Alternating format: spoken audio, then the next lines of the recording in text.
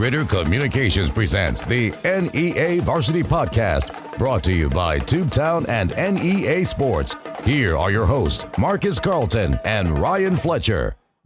Hey, everybody. Welcome into episode 8 of the NEA Varsity Podcast. Marcus Carlton and Ryan Fletcher back here with you for another show.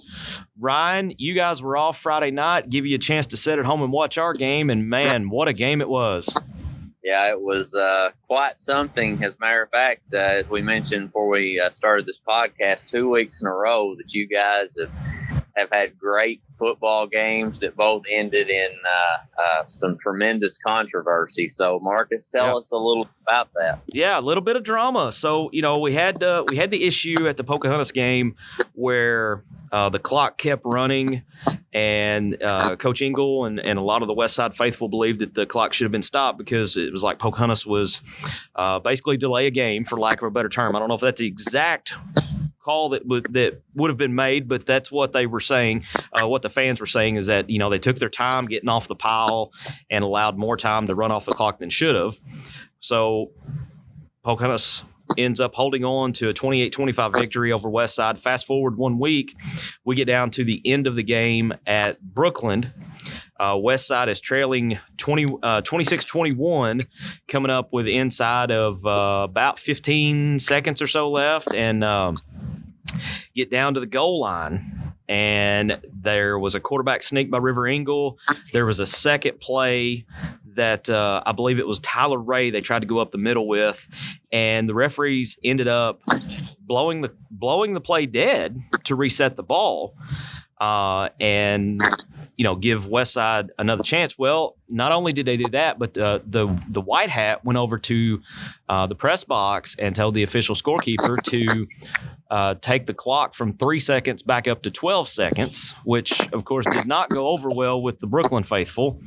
No. And, I've talked to Coach Spear and a few other people, and the understanding they gave me was the rule is not the same in college, to where they will blow it dead to reset everything. In high school, that from what I've been told, that's not the case. I've not looked it up in the rule book, so I'm going off of what everyone else is telling me.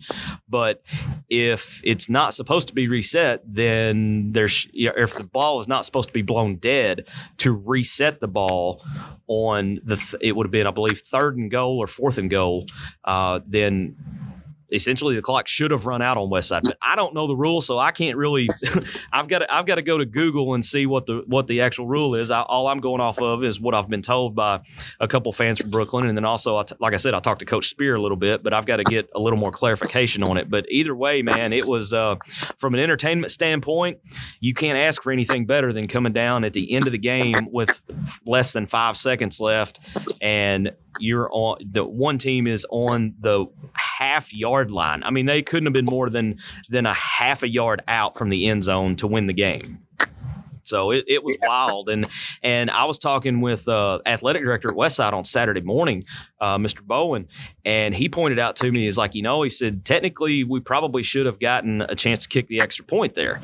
But I don't know that I want to kick the extra point in that, because I've learned from being an Arkansas fan that if anything can go wrong, it might go wrong. So I don't even know that I would have snapped the ball. I think you just take the 27-26 victory, get on the bus, and get out of town. I'd take the victory in a heartbeat. Forget about the extra point. Yeah, it was wild. I mean, it was a very evenly matched game all the way through. We were tied at 6 at half, and neither offense was doing a whole lot. It's just, I don't know, man. It was just a very almost like a chess match in the first half, and then both teams go in at halftime and come out looking like completely different teams on both sides of the ball, because you had a lot more offense in the second half and just a lot of back and forth. I was texting with someone after the game. I said, man, it was just a ping pong match in the second half, because one team would score, the other team would answer. And it was just back and forth like that all night. And it was just very entertaining. Glad we got there to be a part of it. We had a little signal issue. We were only going out to YouTube on Friday night instead of our usual 3 different platforms, but we got the game out and everybody saw it. So, I'll take that and roll with it. Well, I was interested to see how that would go, because the 2 years ago, around week 3, we were at Brookland and had extreme difficulty as far as broadcasting, because same issue, we had signal issues. Yeah. So that's kind of deterred us from going back there, and I hate that because Brookland's one of the bigger schools in Northeast Arkansas now. Yeah. I hope that they can. I don't know if they can find a way to get that fixed or not, but. Well, and it's really weird. It's almost like a Bermuda Triangle type of thing, because if you're on the north end of the field, there's basically no signal. But if you go down to the south end of the field beyond the concession stand, your signal pops up and you've got a usable signal at that point. So I don't know, I don't know if it's the metal bleachers that's causing interference, or that little, there's that little gap between the back of the school and where the football stadium is, and it's almost like a little valley in there. So I don't know, man. There's some weird stuff going on there with getting signal out, but we were able to get enough signal with our boosters and everything to get a good solid signal out to YouTube. And I went out and looked at it when I got home that night on the Amazon app, and I mean, what we had out there looked great. I mean, it didn't have any buffering or pixelation issues or anything. So that was a relief. It's just we had to go one destination instead of our usual three. So, but we got it out there. People got to see it. The numbers are reflecting that people found it. So, good viewership on that. So I'm happy with it. And it's just you can't ask for much better than a rivalry game, homecoming, coming down to the absolute last play of the game. And if you're a Westside fan, it was the Logan McPherson show all night. McPherson ended up with 299 yards. I would have thought we could have found another yard in there somewhere to give him 3 bills, but unofficially 299. I didn't get the number of carries, but 299 yards, 4 touchdowns, and a 2-point conversion. So, I mean, he had 26 of the 27 total points that Westside had. So, I mean, it was, and then he was also making big stops on defense. He was back returning punts. I think at one point I saw him go fill up the water cow that they have over there on the Westside sideline for the players to get a drink out of. I mean, the man was just doing it all. I wouldn't be surprised if he didn't drive the bus back home.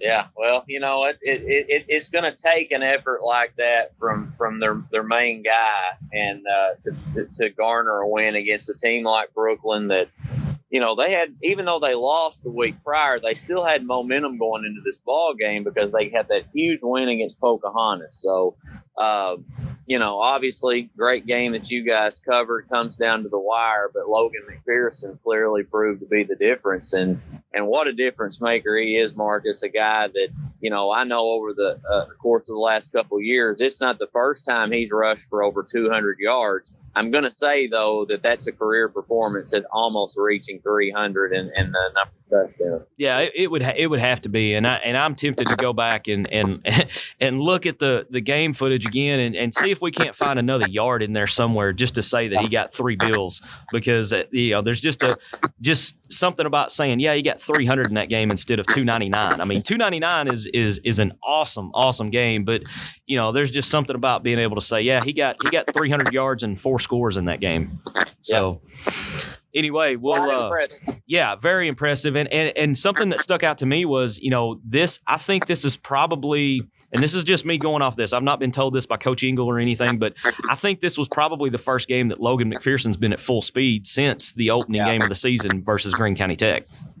Well, I've had that conversation with a number of people, and when people have asked about, what's going on with Westside this year, how are they doing? And I've said all along since that very first ball game, I wasn't quite sure if Logan McPherson was at 100%. But you got to believe if a guy rushes for 299 yards and scores 4 times, he's running at 100%. And if he's not, how scary is that? Yeah, no doubt. Well, and then also, River Engel was initially injured his shoulder in that Greene County Tech game, and it seems like he has dinged that same shoulder every week. He didn't even play until I think it was about halfway through the third quarter in this game, because Dylan Russell got the start at quarterback because they were trying to not play River to give him a little extra time to heal. And I mean, they've got a stretch of games coming up here that are basically going to decide the conference. So I understand wanting to try to get him healed up and as much as possible. But when he came in, man, it was you could just tell a difference in the game. It was just, the players seem to respond a little better, when they know their leader is there, and there's no question about it. He's the leader of this offensive team, and just being there, and then him having the ability to, there was a wheel route that Westside ran on that last game-winning drive, which they had to go 85 yards in 2 minutes. And if you've watched Westside play this year, you're thinking, okay, that's a quite the mountain to climb, because Westside doesn't pass the ball. And the fact that they were able to go 85 yards in 2 minutes, and they did pass the ball a little bit on that drive. So it was, it was kind of impressive to see that, because we were kind of skeptical sitting in the trailer. We were talking about, it was like, man, they got to go 85 yards in 2 minutes. And, they've not really had a lot of success passing the ball. But there was one big wheel route that went, I believe Jarrett Garner was the one that caught the pass. And it was a huge gain. I mean, it completely flipped the field on that last drive. And it just, it kind of set things up to where, you could turn around, hand the ball off to McPherson and let him do his thing for the rest of the way. Right. Not another nice game. Put a bow on that one. That could be the game that ends up propelling Westside for the rest of the season, because that was one that, the week before they'd had a very similar situation where a game just kind of slipped away from them, and to be able to overcome almost the exact same scenario and pull out the victory. I mean, that does as much for, your mental state moving forward as it does going into the win column. So it'll be interesting to see what they do next. Westside's got homecoming this week. Cave City comes in, and Cave City's struggling. I think they're still 0-for on the year. I know Pocahontas beat them this past Friday night, and I think it was mercy rule territory by halftime. So you've got a very beaten down Cave City team coming in. But in this 4A conference, you can't overlook anyone, even if it is a team coming in with no wins on the year.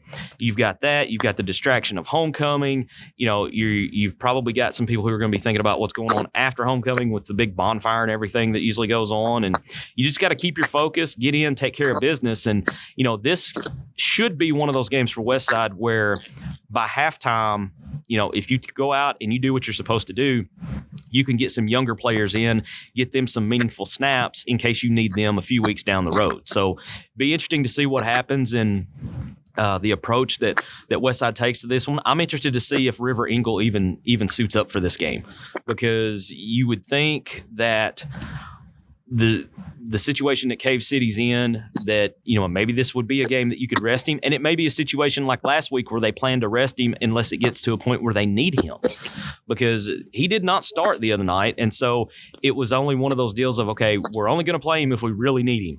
And they ended up playing him the second half, and it made the difference. But you would hope that this week's game versus Cave City, that, he could rest that shoulder and not risk anything extra. Right. So we'll see what happens. You're right, and like you said, that's a big win for them. Momentum swings obviously in Westside's favor. Brookland kind of now dropped 2 in a row in a heartbreaker, so it'll be interesting to see how they respond. As well. But you got to believe going into this week, keep everybody healthy, just go in, take care of business, get you another conference win, and Westside's right in the thick of things as usual. Yeah. It's I think this is they're a pretty good situation to where they want to be in the conference race, and you don't want your guys looking past Cave City and looking ahead to that matchup the following week with Rivercrest, because that will be a big game over at the Tez over in Mississippi County, right there on I-55. And if you've not been over there, that's an extremely nice stadium that they've put right there at Rivercrest High School, and looking forward to making the trip over there. But we've got this homecoming in Cave City first, and we'll see what happens here. And to throw a little coach speak out there, we'll just take it one game at a time and go from there. So, Ryan, where are you guys going to be at this week? We will be back at Jonesboro for the final time this year. Have West Memphis coming to town, and at the beginning of the season, what we thought to be the game that would decide the 6A East. Well, that being said, Searcy's the team that I guess we could say is surprising folks. Searcy won, usually only lost 2 regular season games last year, but by the infamous Hootens were picked 4th, whereas West Memphis was picked 1st and Jonesboro 2nd. This still will have huge ramifications in terms of seeding and where folks finish within the conference and for a conference championship. But Marcus, it's looking like I think Jonesboro it should be the favorite in this. And then, of course, you got what may come down to the wire between a Jonesboro and a Searcy. So it'll just be interesting to see how that plays out. I will say that I don't know how tested Jonesboro's been so far this year.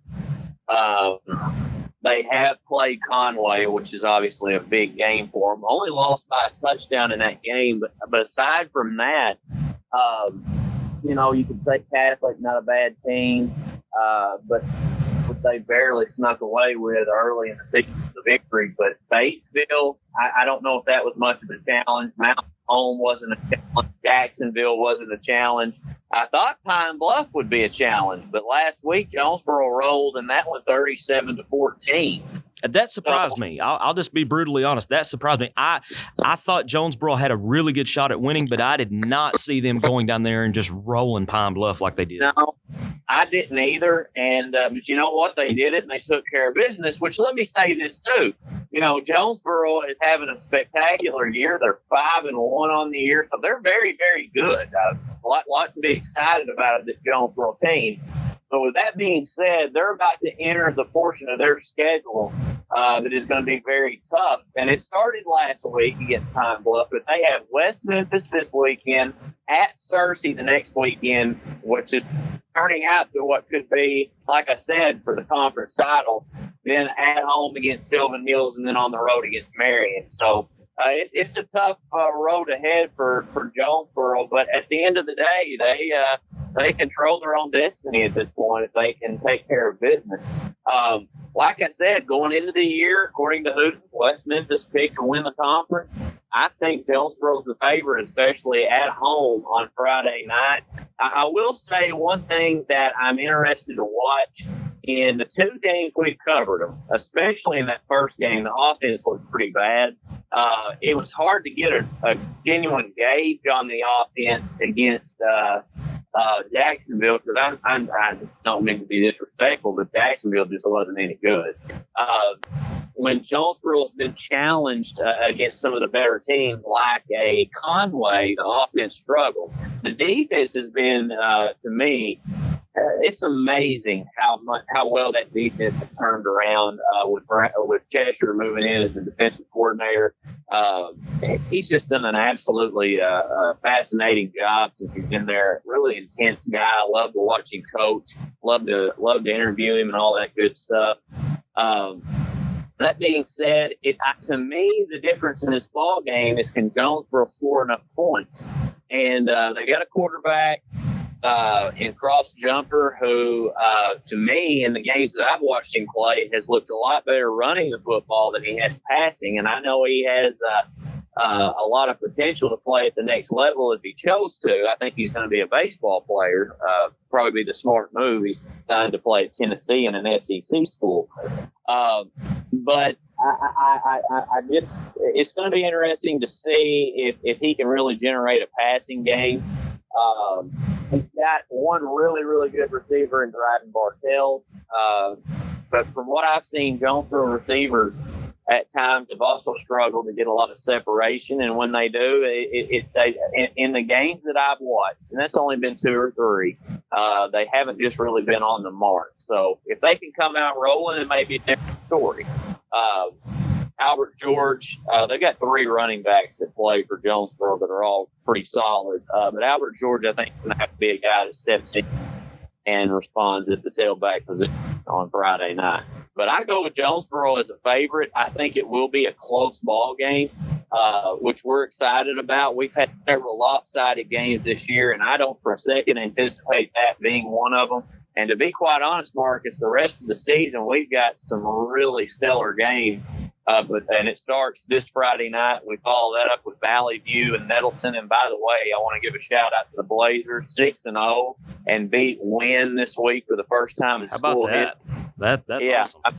They deserve a lot of credit for doing what they do, and Sean Cockrell does as well.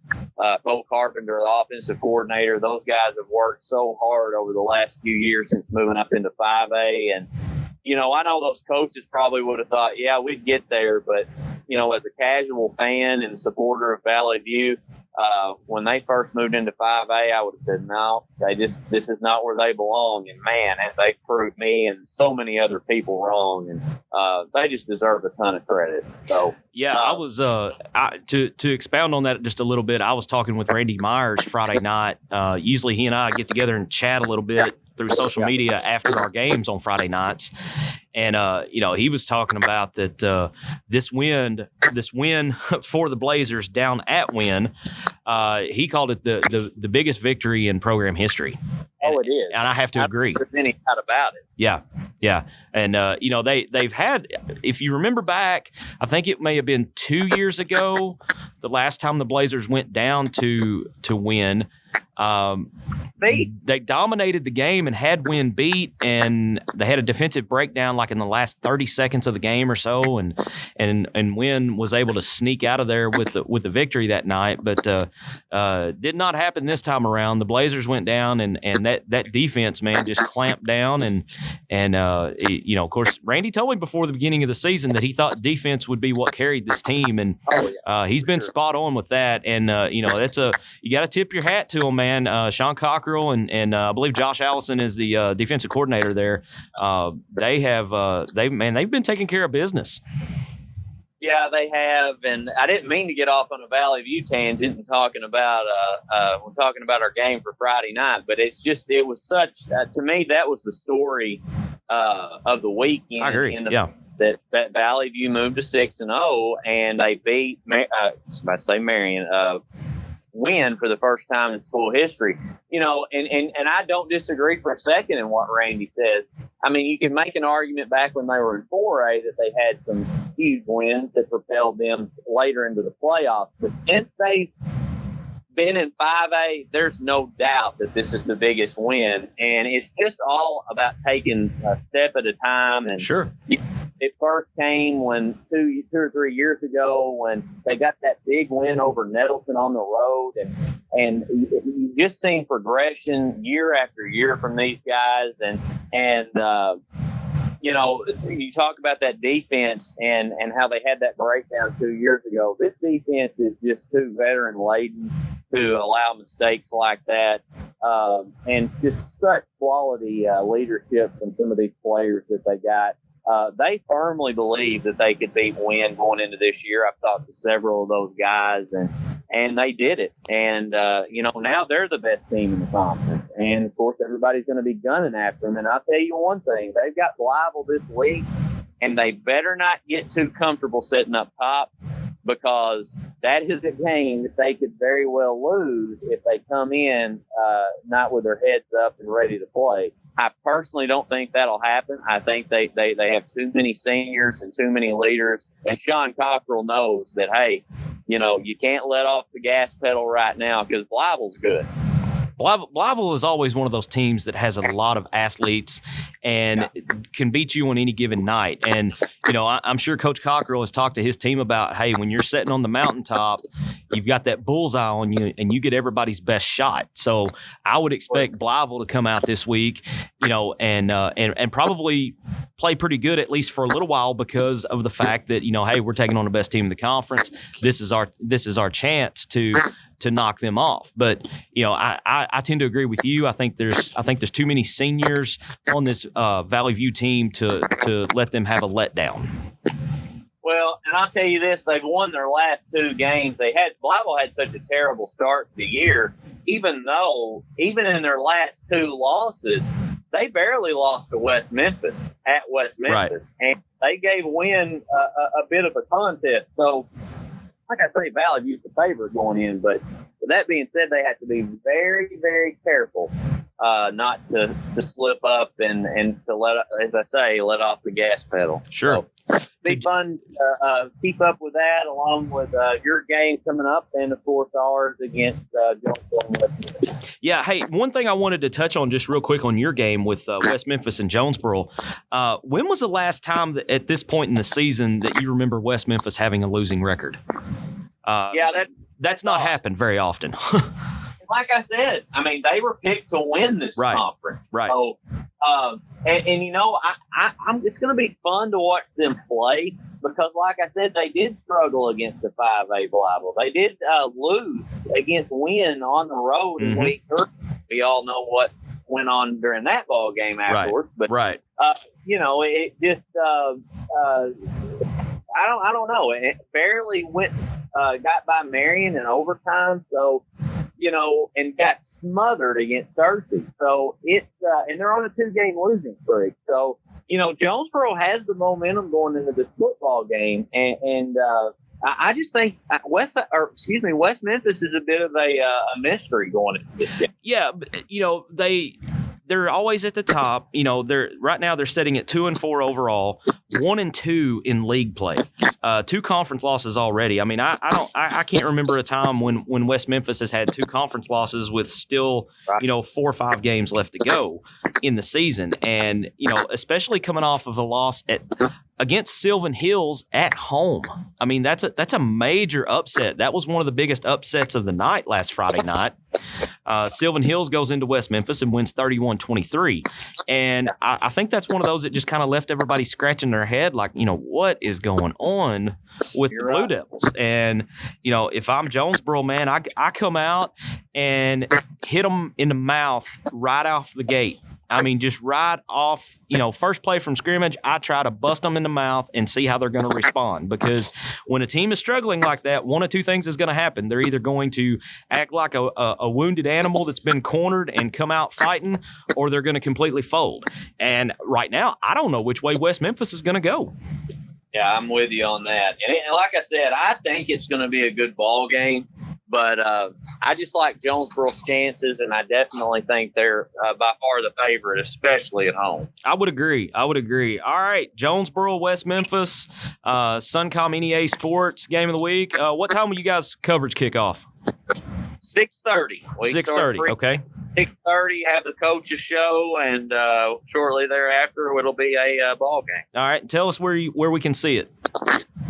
Go to the Suncom Media Facebook page. That's SONCOM, Suncom Media Facebook page. That's where it'll be all live. And then, of course, Marcus, if you cannot catch the live version, you guys always re-televise our ball games on your Tubetown station, which we very much and love our partnership. Yeah, so what we'll do is you guys will have it live Friday night, and then production crew will go back and make us a copy of it for replay on our Ritter Communications cable channel 21, the cable channel version of Tubetown. We'll run it all that next following week. We usually get the games in on either Monday or Tuesday, and then we schedule it right away. And you can check our website, tubetownonline.com, for our programming schedule to see exactly when it's going to pop up on the playback schedule. But we'll play it multiple times, so you'll have a good chance to see it if you're a Ritter Communications customer. So that's worked out great for us because it helps us expand our coverage, and you know, you guys are able to catch some games that we're at, because you know, when you have these big production crews, you have to put all your eggs in one basket and you can't really spread out. So it's this partnership we've had, man, has worked out great, and you know, looking forward to extending it over to basketball season here in a few weeks, which is right around the corner. You and I both working on schedules right now and making sure we're not double covering anybody. So yeah. I think we got it pretty much worked out. And I like to think that we'll be releasing that basketball schedule really soon. One thing I do want to mention, Marcus, and something we talked about last week, Suncom Media and NEA Sports partner with KJNB and Glen St. Dealerships, and on November 14th we'll have our second annual basketball media day. So that's right around the corner. That we'll start coverage at 8 o'clock that day, and it'll probably wrap up sometime around 30 or 6. And that's just because we have about 40 to 50 boys and girls teams that we'll highlight over the course of that day. So looking forward to that. And, obviously you guys attend that as well. So it's exciting, and we're going to have teams than we've ever had before. And it's going to be a long day, but it's going to be a fun day. Yeah, I had a blast at it last year, and I love to see, I'm a small school guy at heart, man. So I love to see these schools that don't have football coming in and getting a little publicity here from the media day, and get a chance to maybe visit with some of these coaches and players one-on-one. And, some of those small schools, man, we're middle of October, so they're probably going to start having their jamborees here within the next week or so. And then by the time we have media day, some of these small schools, Buffalo Island, Riverside, Ridgefield Christian, Maynard, Bay, some of those smaller schools that don't have football, they may have already played 4 or 5 games by the time we get to media day. Yeah, you're right about that. That's that gives me a throwback to the Stone Age back there when I was playing high school ball, because we always picked up and started playing middle of October, and then we ended up late February, early March, just depending on what kind of year we had. So I mean, it's nothing for those teams to have 35, 40 games in a season, and I mean, when you think about that on the perspective of these are high school kids, it's just like, wow, that's almost an insane kind of schedule. But it's no different from the number of events the bigger schools have. It's just all one sport rather than being spread over football and basketball, or volleyball and basketball for the ladies teams. So it's a good time, man. And I'm a basketball guy at heart, and it's my favorite time of the year when football and basketball overlap. So we're about to have a lot of fun here shortly. So just to recap real quick, West Memphis, Jonesboro, the Suncom Media Game of the Week this Friday night. Coverage starts at 6:30. Our game, we're going to do something a little different this week. Our coverage is going to start a little earlier because it's Westside's homecoming. So our coverage is going to start, I believe, around 6:30 as well, because I believe homecoming ceremonies are going to take place at Westside before the game rather than at halftime. So we're going to pick up about 6:30 and make the homecoming ceremonies part of our broadcast as well. Facebook.com/Tubetown Online, YouTube.com/Tubetown Online, and also Amazon Fire Stick app. If you've got a Fire Stick and you haven't downloaded our app yet, man, what are you waiting on? There's all kinds of great stuff there. Anytime we go live, it's going to be there. And then we've got all of our live events archived there, so you can go back and watch the great games we've had, like this Westside Brookland game from this past Friday night, and see all the drama and the controversy at the end of the game. So if you've got a Fire Stick, download it.